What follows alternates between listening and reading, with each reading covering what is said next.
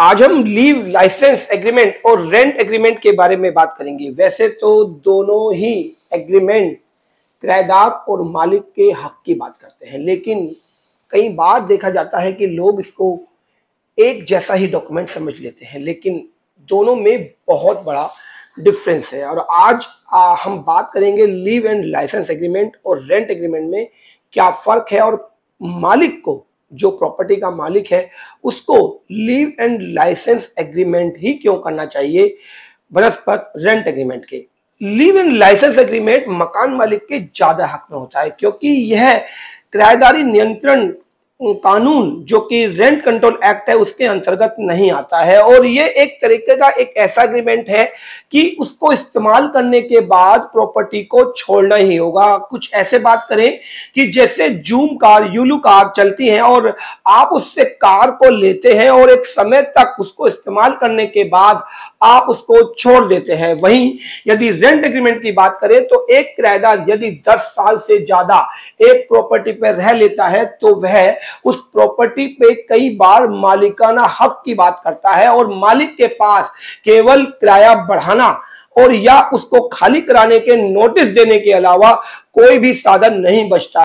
लेकिन leave and licence agreement के अंदर इस तरह की कोई बात उसकी आती ही नहीं है। वो एग्रीमेंट पहले से इस बात को दावा करता है कि किराएदार कभी भी प्रॉपर्टी पे किसी भी तरीके का मालिकाना हक नहीं जता सकता। वैसे तो लीव एंड लाइसेंस एग्रीमेंट और रेंट एग्रीमेंट दोनों ही मकान के पते के तौर पर किराएदार के द्वारा इस्तेमाल किए जा सकते हैं, लेकिन आपने कई बार सुना होगा कि लोग 15 रुपए या 20 रुपए किराया दे रहे हैं और लगातार उस प्रॉपर्टी में रह रहे हैं, और जब तक वो किराया देते रहेंगे तब तक उनको वहां से निकाला भी नहीं जा सकता। लेकिन जो लीव एंड लाइसेंस एग्रीमेंट है यह एक समय अवधि के लिए ही होता है और 11 महीने के बाद दोबारा से लीव एंड लाइसेंस एग्रीमेंट को आप रिन्यू तो कर सकते हैं, लेकिन वो एग्रीमेंट कहीं भी इस बात का दावा नहीं करता कि आप जब तक उसका रेंट देंगे आप वहां के रहने के हकदार हैं। मालिक जब जैसे ही वो एग्रीमेंट खत्म होता है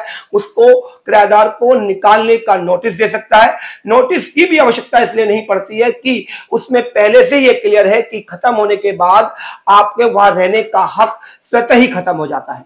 लीव एंड लाइसेंस एग्रीमेंट मकान मालिक के ज्यादा हक में होता है बनस्पत किराया एग्रीमेंट के, क्योंकि जो रेंट एग्रीमेंट है वो उसमें किराएदार के ज्यादा हक को साबित करता है और साथ में किराएदारी को बढ़ाने के लिए भी रेंट कंट्रोल एक्ट बना है, जिसके अंतर्गत यदि मालिक चाहे उससे ज्यादा किराया वसूलना तो वह नहीं वसूल सकता।